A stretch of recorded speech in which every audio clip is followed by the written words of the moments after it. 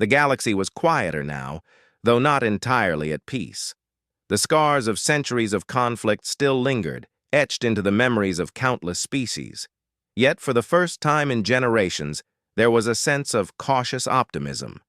The Interstellar Council had become a symbol of what could be achieved when enemies chose to listen instead of fight. It wasn't perfect, far from it, but it was a start. Captain Daniel Hayes found himself reflecting on this as he walked through the bustling corridors of Outpost Epsilon.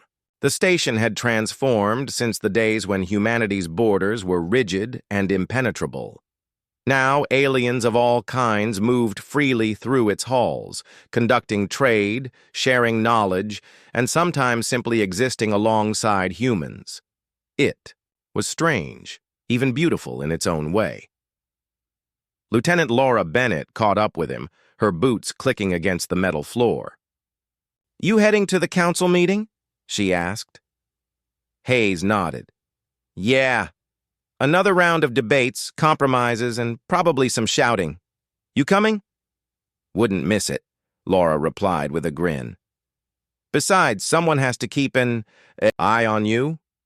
They shared a laugh, the kind born of years spent working together under pressure.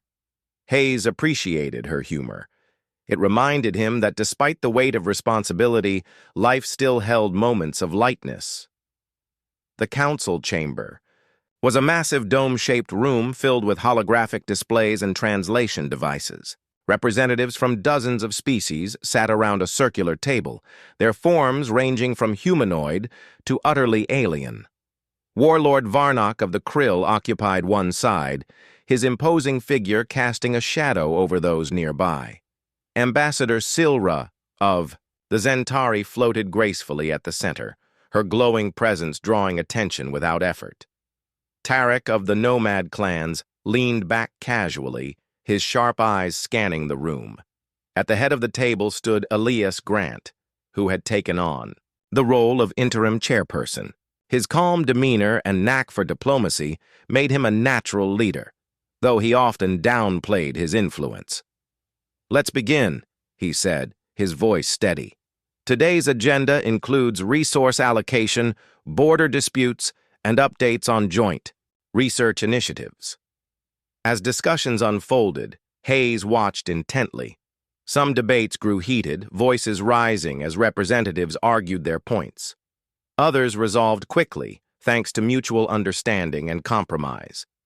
One issue, however, dominated the session, the fate of rogue factions refusing to recognize the Council's authority. "These insurgents are a threat to everything we've built," Varnock growled, slamming his fist on the table. "They must be dealt with harshly." "Violence won't solve this," Silra countered, her tone measured but firm. "We need to address the root causes of their descent. Poverty, fear, mistrust. They fuel rebellion." Tarek nodded. "She's right. We can't crush them without making martyrs, but we also can't ignore their actions. A middle ground exists." Hayes leaned forward, addressing the group. "What if we offered amnesty? Not unconditional, but tied to specific requirements, like laying down arms and participating in rebuilding efforts." The room fell silent as everyone considered his proposal. Finally, Varnock spoke. "It's risky. They might see it as weakness." "It's a gesture of strength," Hayes replied. "One that shows we're willing to extend a hand even after everything." After much deliberation, the council agreed to try Hayes's approach. A task force would be assembled, including members from multiple species, to negotiate with the insurgents and implement the amnesty program. It was a gamble, but one they were willing to take. Meanwhile, Dr. Rachel Monroe continued her work analyzing the artifact. Though its destructive capabilities had been neutralized, new layers of data kept emerging. Each discovery added depth to the galaxy's shared history, revealing stories of resilience, innovation, and occasional triumphs amidst the tragedies. 1. Evening, while reviewing a particularly complex fragment, Rachel noticed something unusual. Hidden within the artifact's core was a final message, a call to action written in a language that transcended words. It resonated directly with the viewer's mind, bypassing traditional communication barriers. The cost has been paid, the message conveyed. Now is the time to build anew. Trust in each other, for unity is your greatest strength. Rachel stared at the artifact, tears welling in her eyes. She understood now why it had been sent, not just to expose the past, but to inspire hope for the future. Carefully, she recorded the message and prepared to share it with the council. When Rachel presented the message during the next council meeting, the reaction was profound. For many, it served as validation of their efforts. For others, it reignited determination to push forward despite challenges. "This proves we're on the right path," Elias said, his voice filled with conviction. "But let's not forget, the journey is far from over." The council unanimously agreed to use the message as a rallying cry, broadcasting it across the galaxy to remind all species of their shared purpose. It became a beacon of hope, encouraging cooperation and perseverance. Back on Earth, Emily Dawson's journalism earned her international acclaim.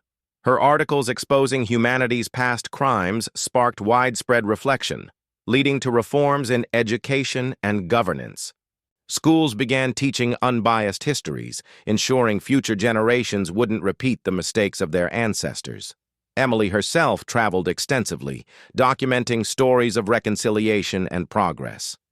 She visited colonies where humans and aliens worked side by side, witnessing firsthand the power of collaboration. Her reports inspired millions, proving that change, though difficult, was possible. Years passed, and the galaxy continued evolving. Borders blurred further, replaced by zones of mutual benefit. Trade flourished, cultural exchanges enriched societies, and scientific breakthroughs accelerated thanks to combined efforts. Conflicts still arose, but they were resolved through dialogue rather than destruction. Captain Hayes retired eventually, passing the torch to a new generation of leaders. Laura took command of the Stellar Sentinel, guiding it on missions of exploration and diplomacy. Together, they carried forward the legacy of unity and accountability. Dr. Rachel Monroe dedicated her later years to preserving the artifact's lessons, ensuring its wisdom wouldn't fade with time. She founded an institute focused on interstellar cooperation, training young minds to think beyond individual interests. Even Warlord Varnock softened with age, becoming an advocate for peaceful resolutions. Ambassador Silra remained a cornerstone of the Council, her wisdom guiding countless decisions.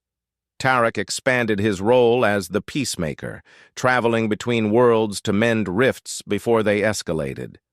Decades after the artifact's discovery, its glow finally dimmed completely. Its purpose fulfilled, it went dark, leaving behind only memories and lessons. Yet its impact endured, woven into the fabric of galactic society. On a quiet night, Captain Hayes, now an old man, stood beneath, the stars gazing at the endless expanse above. Beside him stood Laura, her hair streaked with gray but her spirit as vibrant as ever.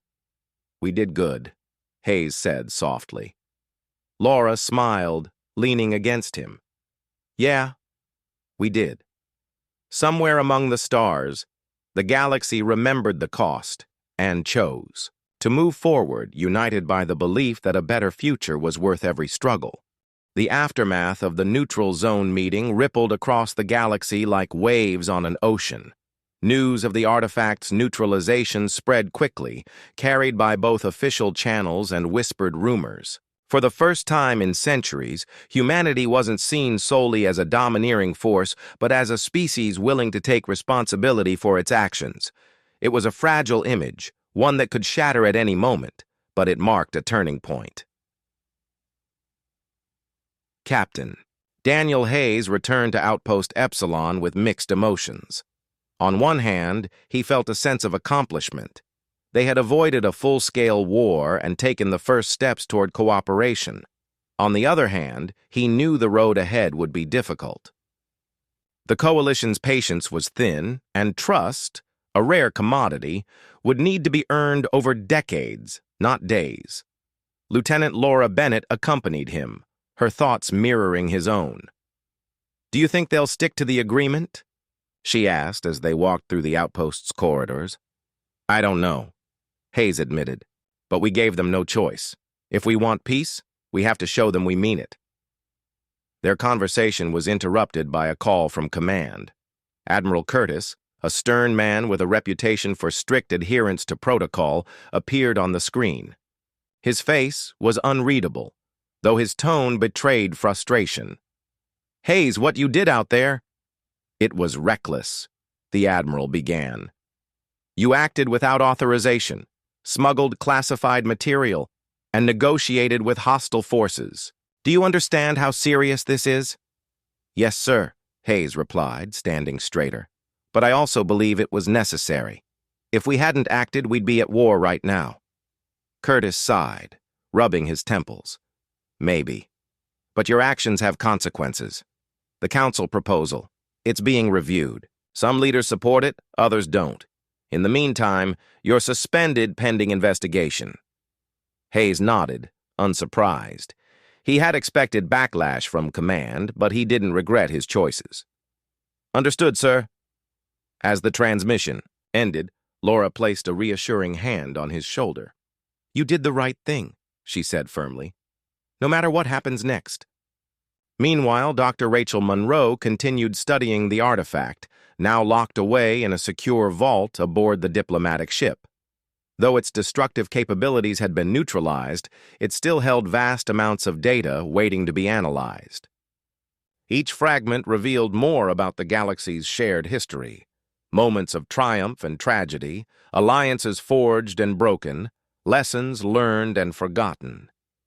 Elias Grant joined her in the lab, watching as she sifted through the information. "It's incredible," he remarked. "This artifact isn't just a warning. It's a blueprint for unity, if we choose to follow it." Rachel nodded, her eyes scanning the screen. "That's the problem, though. Choosing. Too many species are stuck in old patterns. Fear, greed, revenge. Breaking those cycles won't be easy."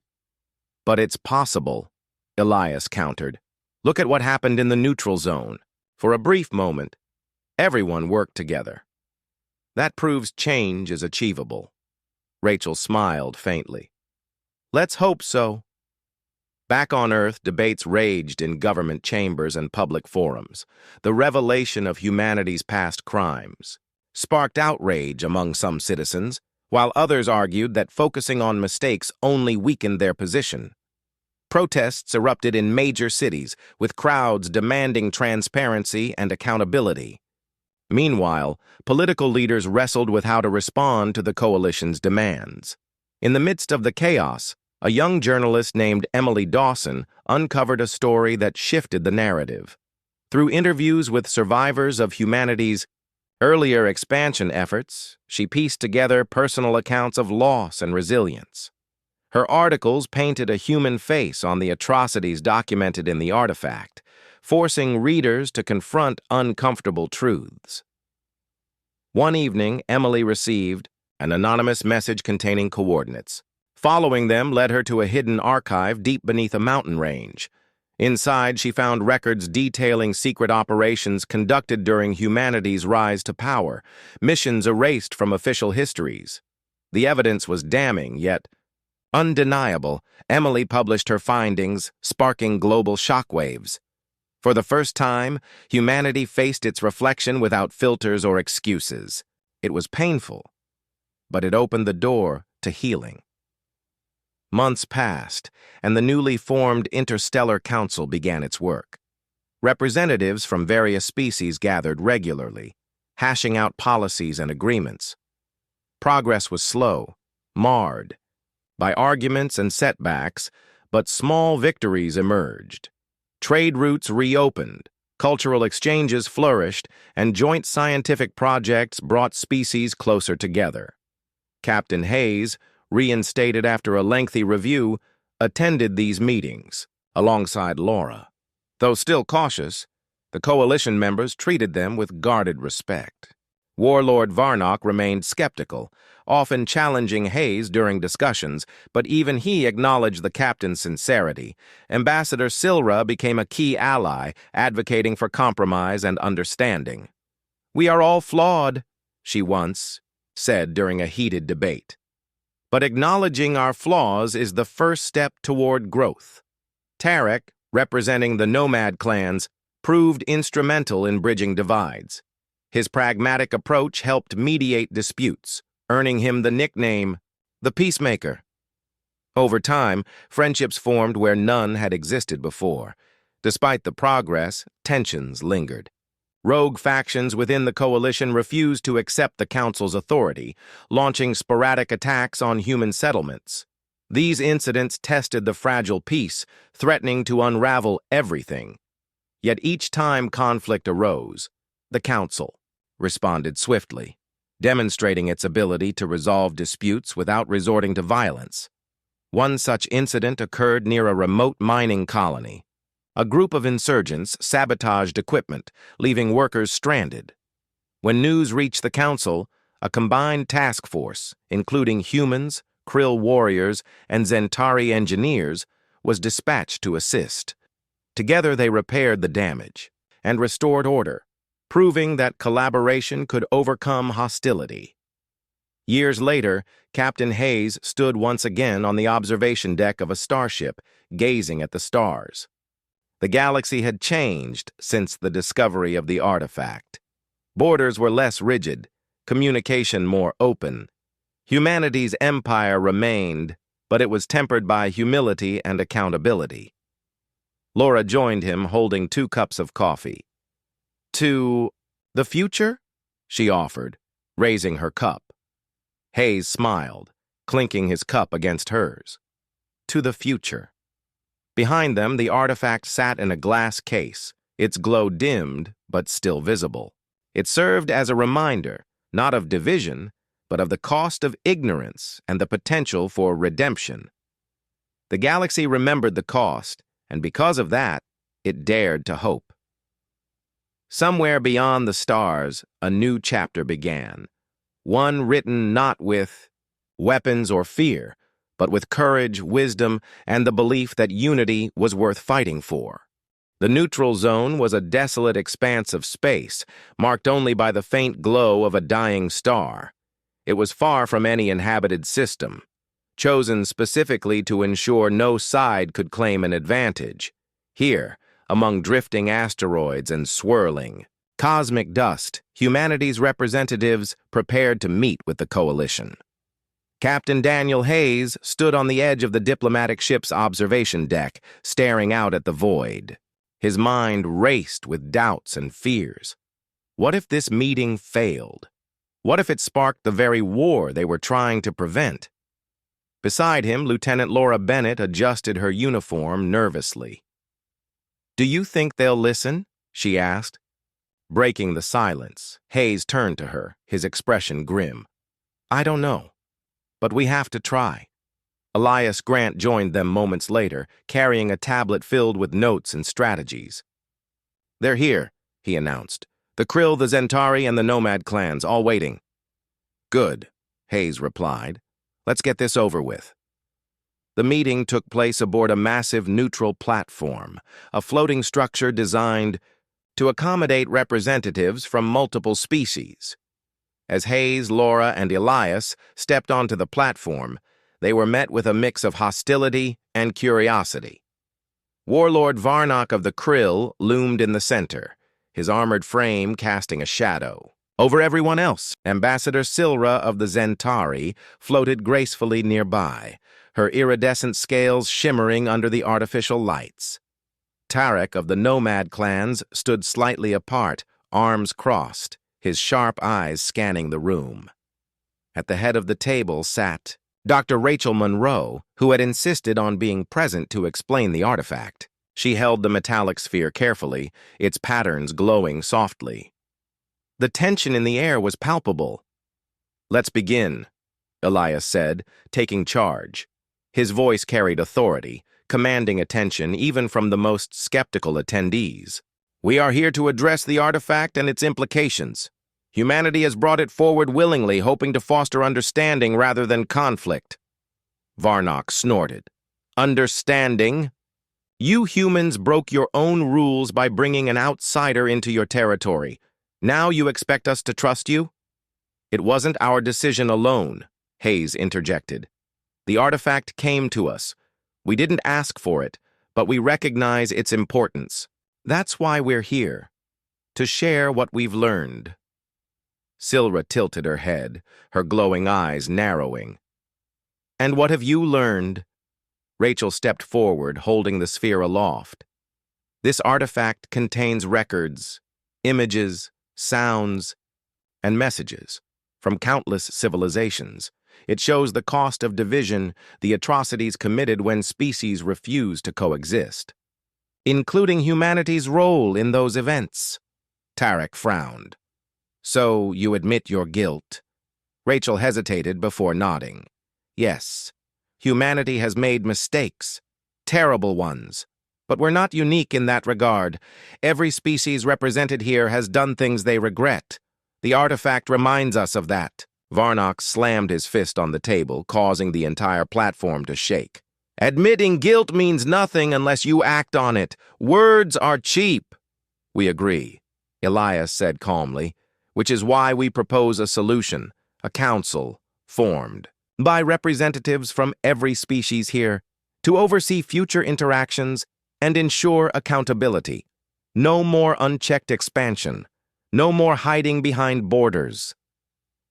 The room fell silent as the coalition members exchanged glances. Finally, Silra spoke. A council. It is a start. But how can we trust humanity to abide by its decisions? That's why it must be neutral, Elias explained. No single species will hold power. Decisions will require consensus. Humanity will submit to oversight, just like everyone else. Hayes added, it won't be easy. Change never is. But we're willing to take the first step, if you are. For a moment, it seemed like the proposal might work. Then chaos erupted. A loud explosion shook the platform, followed by alarms blaring. One of the asteroid fields near the neutral zone had been hit by weapons fire. A rogue faction within the coalition, a splinter group of the Krill, had launched an attack on a nearby human outpost. Retaliatory strikes had already begun, igniting skirmishes across the border. This is exactly why we can't trust you, Varnock roared, pointing an accusing finger at Hayes. Your people started this. No, we didn't, Laura shot back, her voice rising. You said you wanted peace, but your own kind betrayed you. The argument escalated quickly, voices overlapping in anger. The fragile peace talks teetered on the brink of collapse. Amid the chaos, Rachel focused on the artifact. Its glow had grown brighter, almost frantic. She realized something crucial. The sphere wasn't just a record. It was also a weapon. Buried within its data was a mechanism capable of broadcasting destructive energy waves. If activated, it could devastate entire star systems. Everyone, stop! Rachel shouted, her voice cutting through the noise. She held up the sphere, her hands trembling. Look at this. Do you see what it's doing? This isn't just evidence, it's a tool, a dangerous one. The room fell silent again as all eyes turned to the sphere. Its patterns shifted rapidly, pulsing with increasing intensity. What does it mean? Silra asked, her tone cautious. It means someone designed this to punish, Rachel replied.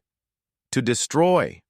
If we don't find a way to disable it, it could kill us all. Elias seized the opportunity. Then let's focus on that. Together. This artifact threatens every species here. Working as one, we might be able to neutralize it and prove that cooperation is possible. Slowly, reluctantly, the coalition members nodded in agreement. For now, survival outweighed revenge. Over the next several hours, Rachel worked alongside scientists and engineers from each species to analyze the sphere. They discovered that its core contained a self-destruct mechanism triggered by specific signals. Disabling it required precise coordination, combining technology and knowledge from multiple races. As the team collaborated, Hayes watched silently. He noticed small moments of connection: a Zentari engineer explaining a concept to a human technician, a nomad trader sharing tools with a Krill warrior. Despite centuries of mistrust, they were finding ways to work together. Finally, after hours of effort, the sphere's glow dimmed, its patterns stilled, and the threat was neutralized.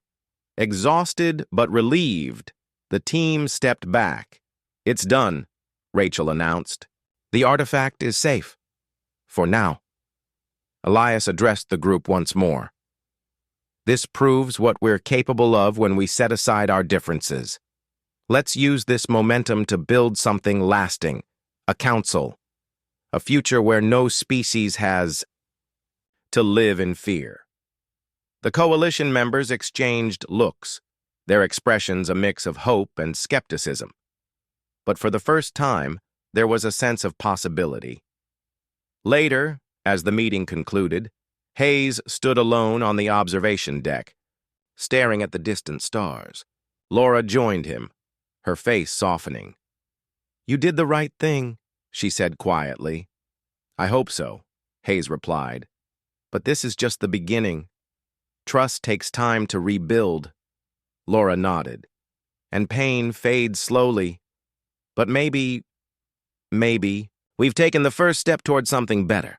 Behind them, the artifact sat dormant, its secrets locked away. It had served its purpose, forcing the galaxy to confront its past and imagine a different future. Whether humanity, and the rest of the galaxy, was ready to embrace that future remained uncertain. But for now, the stars burned a little brighter, offering a glimmer of hope in the endless darkness. The galaxy was stirring. News of the artifact had spread like wildfire, carried by the very signals it emitted. Alien species that had once kept their distance from human space were now moving closer, drawn by curiosity, anger, or both. At the edge of human-controlled territory, a coalition began to form. A fragile alliance of races united by one common goal: to confront humanity about its past actions. Among the first to arrive were the Krill, a warrior race known for their brutal efficiency in battle. Their leader, Warlord Varnock, was a towering figure clad in black armor etched with glowing runes. His voice boomed through the communication channels as he demanded answers. "You humans have hidden behind your iron line for too long," he growled. "Now you bring an outsider into your domain and refuse to explain yourselves. This is unacceptable." Next came the Zentari, a collective hive mind represented by Ambassador Silra. Unlike the Krill, the Zentari were more diplomatic, though no less intimidating. Their bodies shimmered with iridescent scales, and their eyes glowed faintly as they processed information. "We seek clarity," Silra said in a calm but firm tone.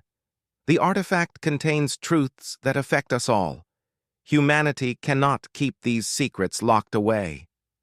Finally, there were the nomad clans, scattered groups of traders and wanderers who roamed the stars.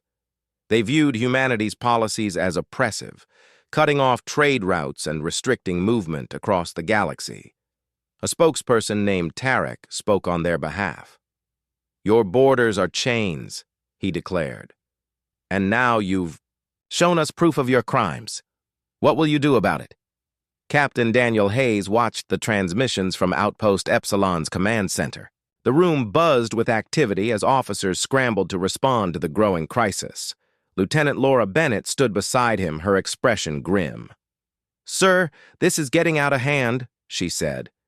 "They're not just asking questions, they're preparing for war." Hayes nodded, his jaw tight. "I know, but we can't give them what they want without knowing the full story ourselves. Dr. Monroe is still analyzing the artifact."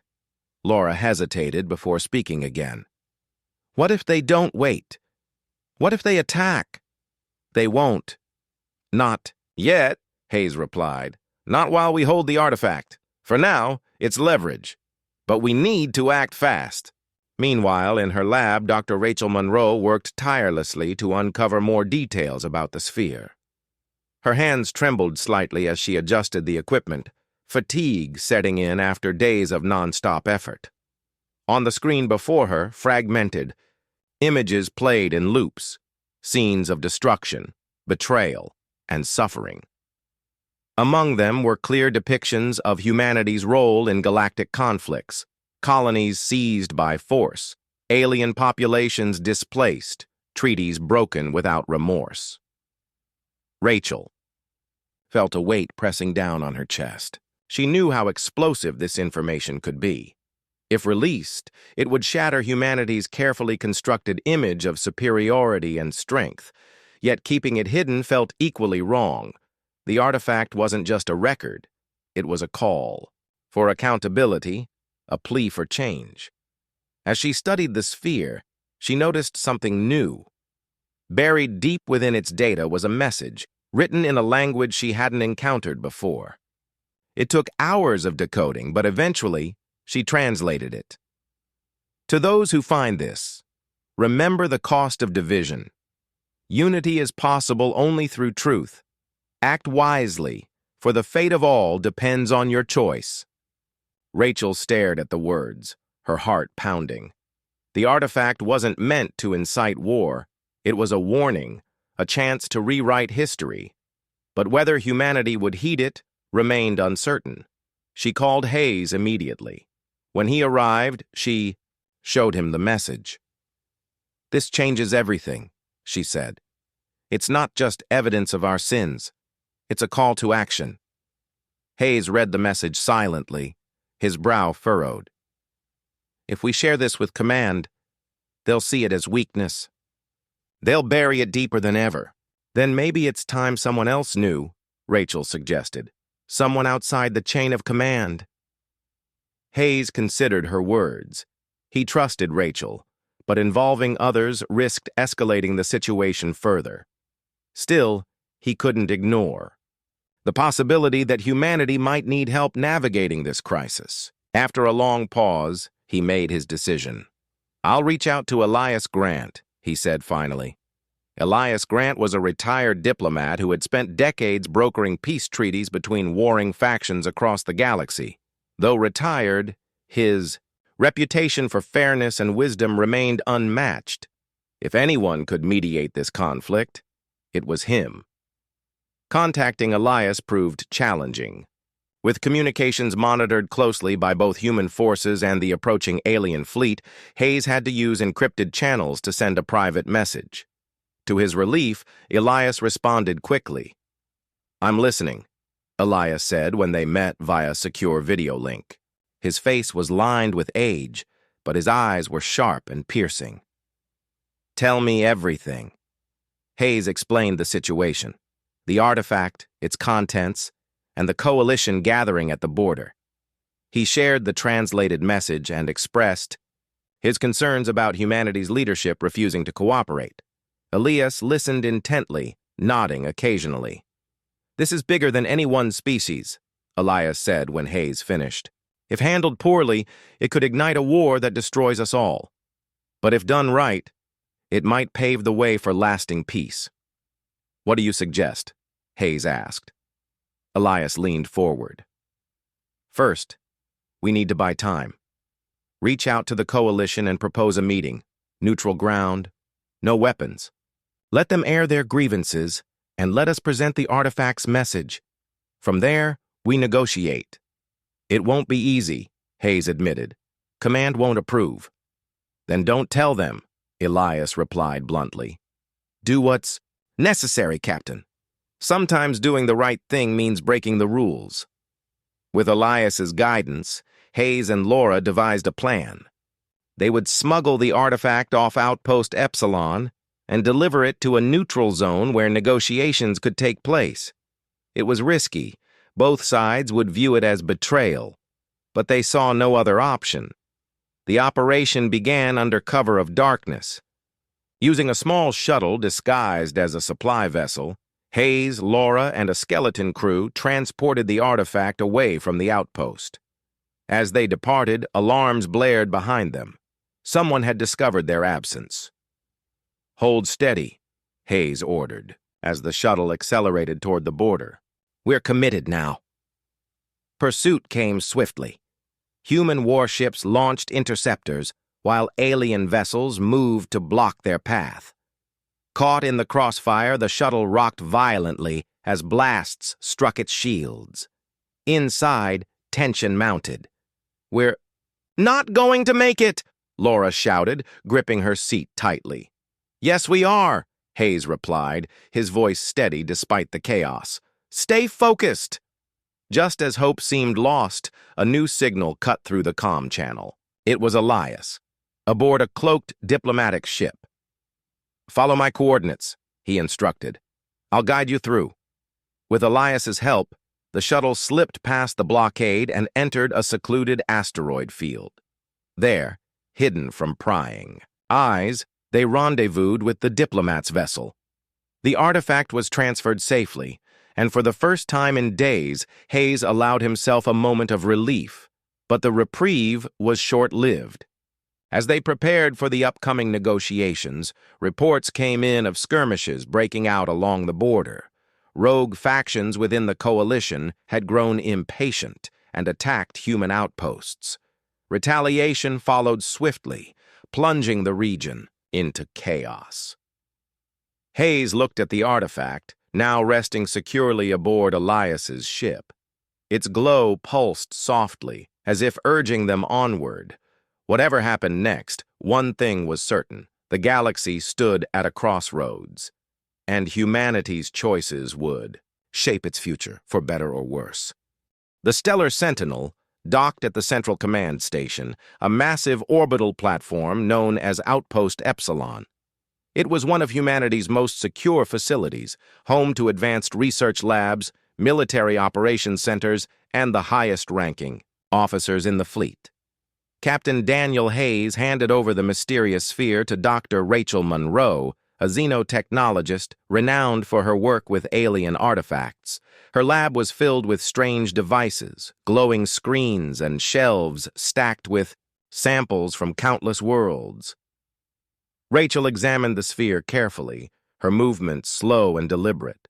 She wore a white coat stained with smudges of grease and dust, evidence of long hours spent tinkering with unknown technologies. Her sharp eyes scanned every inch of the object, while her hands adjusted various tools around her workstation. The sphere pulsed faintly in response to her touch, its patterns shifting like liquid metal. "What do you think it is?" Hayes asked, standing nearby. He had insisted on staying to oversee the investigation personally. "I'm not sure yet," Rachel replied, her voice calm but focused. "It's definitely not just decorative. These patterns, it's almost like they're trying to communicate." "Communicate? With us?" "Maybe. Or maybe with someone else." Rachel turned to him, her expression serious. "Captain, I need time to analyze this properly. Whatever it is, it's far more complex than anything we've encountered before." Hayes nodded. "Take all the time you need, just keep me updated." As the hours passed, Rachel began uncovering fragments of information embedded within the sphere. Using specialized equipment, she managed to extract bits of data, images, sounds, and even what appeared to be fragmented messages. At first, they seemed random, disjointed pieces of alien culture, but as she pieced them together, a disturbing pattern emerged. These are records," Rachel murmured, staring at the screen in front of her. "Records of events, conflicts, wars." Lieutenant Laura Bennett joined them later that day, bringing updates from headquarters. "Sir, word about the alien craft has leaked," she said, addressing Hayes. "People are talking. Speculation is running wild." Hayes sighed. "Of course, it is." "Did Command issue a statement?" "They're sticking to the official line. An unauthorized vessel crossed the Iron Line and we're investigating. But rumors are spreading that we brought an alien into human space. Some factions are calling it a breach of protocol." "Great. Hayes muttered. Just what we needed. Rachel looked up from her work. If people knew what this thing really contains, it would cause chaos. These records, they're not just about aliens. They include humans, too. Our history, our actions during expansion. Laura frowned. What kind of actions? The bad ones, Rachel said bluntly. Massacres, colonizations gone wrong, betrayals. This artifact seems to document atrocities committed by multiple species, including ours. Hayes felt a chill run down his spine. If this information got out, it could destabilize everything. Humanity's dominance relied heavily on its image of strength and unity. Admitting past crimes would shatter that illusion. We can't let this become public knowledge, he said firmly. Not until we understand the full scope of what we're dealing with. Rachel nodded. Agreed. But there's something else. She hesitated, glancing at the sphere. It's emitting signals, weak ones but consistent. Someone, or something, is listening. The implications were clear. Whoever created the sphere intended for it to act as a beacon, drawing attention to itself. And now, thanks to their discovery, those signals were reaching farther than ever before. Days turned into weeks as Rachel continued her analysis. The team worked tirelessly, piecing together more details from the artifact. Each new revelation painted a grim picture of galactic history. Entire civilizations had risen and fallen, wiped out by wars fueled by greed, fear, and mistrust. Humanity wasn't alone in its sins. It was part of a larger cycle of violence that spanned millennia. One evening, Hayes visited the lab to check on progress. Rachel looked exhausted, dark circles under her eyes betraying her lack of sleep. On the screen behind her, a series of images flickered, a planet burning, a city reduced to rubble, faces frozen in terror. How much worse does it get? Hayes asked quietly. Rachel leaned back in her chair, rubbing her temples. Gets worse every day. This isn't just a record. It's a warning, a reminder of what happens when species refuse to coexist peacefully. And you think others will see it that way? I don't know, Rachel admitted. Some might. Others, well, they'll see it as proof that humanity deserves punishment. Hayes didn't respond immediately. Instead, he stared at the sphere, its glow casting eerie shadows across the room. Do you believe we deserve punishment? Rachel met his gaze. That's not my call to make, but if we want to avoid repeating history, we need to acknowledge our mistakes, all of them. Before Hayes could reply, alarms blared throughout. The outpost. Red lights flashed, signaling an emergency. Laura rushed into the lab, her face pale. Sir, we've got incoming transmissions from multiple sources. Alien ships are converging on our borders. They're demanding answers about the artifact. Hayes felt his stomach drop. How many? Too many, Laura said grimly. Warships, diplomatic vessels, even rogue traders. Word must have spread beyond our control. Rachel stood abruptly. They know. Somehow they know about the sphere. Hayes clenched his fists, his mind racing. Lock down the outpost. No one leaves or enters without clearance. And get me a secure line. To command. We need reinforcements. As orders were issued and defenses prepared, Hayes couldn't shake the feeling that they were already too late. The artifact had awakened something ancient and dangerous, a reckoning long overdue.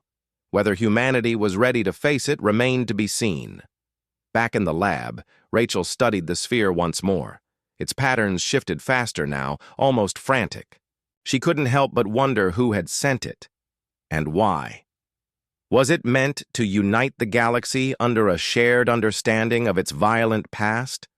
Or was it a weapon designed to expose truths so painful they would tear civilizations apart? Whatever the answer, one thing was certain. The artifact had changed everything. Humanity's days of isolation were over. The galaxy remembered the cost of conflict, and now it demanded accountability. The stars burned brightly in the vastness of space, their light stretching across billions of miles to touch the edges of human-controlled territory. Humanity had come a long way since its first steps into the cosmos. What began as exploration turned into conquest, and now Earth ruled over dozens of star systems, united under one banner. But this empire wasn't built on kindness or cooperation. It was forged through battles, treaties written in blood, and strict rules that kept outsiders at bay. At the edge of this territory floated the Iron Line, an invisible boundary enforced by fleets of warships and automated defense drones. No alien species was allowed to cross it without permission. The rule was simple: stay out of human space or face destruction. For centuries, this policy had worked. It kept humanity safe from threats both real and imagined. But today, something unusual threatened to disrupt the delicate balance. Captain Daniel Hayes stood on the bridge of the Stellar Sentinel, his flagship. He was a man in his late 40s with sharp features and gray streaks running through his dark hair. His eyes scanned the holographic display before him, which showed the endless expanse of stars and the glowing red line marking the border. Beside him, Lieutenant Laura Bennett monitored the ship's sensors. She was younger than Hayes, with short brown hair and a determined expression. Her fingers danced over the controls as she adjusted the readings. "Anything unusual?" Hayes asked, breaking the silence. Laura hesitated for a moment, then nodded. "Sir, there's something here. A small craft, moving slow but definitely crossing the line." Hayes frowned. "Crossing? Not stopping?" "No, sir. It's not responding to our hails either." He leaned forward, studying the image on the screen. The craft looked primitive compared to human ships, little more than a metal pod drifting through space. Still, anything crossing the Iron Line without authorization was a violation. Protocol dictated immediate action: destroy the intruder before it could pose a threat. But something about this situation felt off. "Bring us closer," Hayes ordered. "Let's see what we're dealing with." The Stellar Sentinel moved silently toward the mysterious vessel. As they approached, the crew could make out more details. The craft was dented and scarred, as if it had been traveling for years. Its engines sputtered weakly, barely keeping it moving. There were no weapons visible, no signs of hostility. It didn't look like a warship or even a scout, more like a relic from another time. "What do you think, Lieutenant?" Hayes asked, his voice low. "I don't know, sir," Laura replied. "It doesn't match any known designs. Could be an old probe, maybe abandoned by some other species." Hayes shook his head. "No, look at the trajectory. It's heading straight for us. That's intentional." The decision weighed heavily on him. Destroying the craft would be easy. A single shot from their weapons array would vaporize it instantly. But curiosity gnawed at him. Why would someone send such a thing into human space?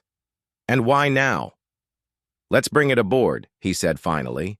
"Use the tractor beam. I want to inspect it personally." Laura glanced at him, surprised. "Sir, protocol says—" "I'm aware of the protocol," Hayes interrupted. "But protocols are guidelines, not chains. If this is a trap, we'll deal with it. If it's harmless, we've done nothing wrong. Either way, I want answers." Moments later, the Stellar Sentinel's powerful tractor beam locked onto the craft and pulled it into the hangar bay. Hayes assembled a team to investigate, including Laura and a few security officers armed with stun rifles. They suited up, in protective gear, and entered the hangar cautiously. The alien craft sat in the center of the room, its surface pitted and scorched. It looked ancient, almost fragile. Hayes signaled for the team to open the hatch. With a hiss, the door slid aside, revealing the interior. Inside, they found a single occupant slumped against the wall. It, or he, was humanoid, though not quite human. Thin limbs, pale skin, and large, sunken eyes gave it an eerie appearance. It wore tattered clothing and clutched something tightly in its hands. "He's alive!" one of the security officers whispered. Hayes stepped closer, his weapon raised, but not aimed. "Can you understand me?" he asked slowly, enunciating each word. "We mean no harm." The alien stirred weakly, its head tilting upward. Its lips moved, forming sounds that made no sense. Then, with trembling hands, it held out the object it had been clutching. It was a small metallic sphere covered in intricate patterns. The patterns shifted and glowed faintly, as if alive. Before anyone could react, the alien spoke again. This time, the words came clearer, though still distorted. "Remember," it rasped, "the cost." And then, just like that, it went, still, dead. For a moment, no one moved. The air in the hangar felt heavy, charged with tension. Finally, Hayes reached down and carefully picked up the sphere. It was warm to the touch, pulsing gently as if it contained some kind of energy. "What does it mean, sir?" Laura asked softly. "I don't know," Hayes admitted. "But whatever this is, it's important. Get it to Dr. Monroe immediately." Back on the bridge, Hayes couldn't shake the feeling that they had stumbled onto something far bigger than they realized. The alien's final words echoed in his mind. "Remember the cost." What cost? And who was supposed to remember? As the stellar sentinel prepared to return to headquarters, Hayes stared out at the stars. Somewhere beyond the Iron Line, forces were stirring. Forces that might soon demand answers and justice for whatever secrets the sphere held.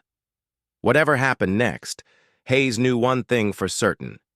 Humanity's grip on the galaxy was about to be tested like never before.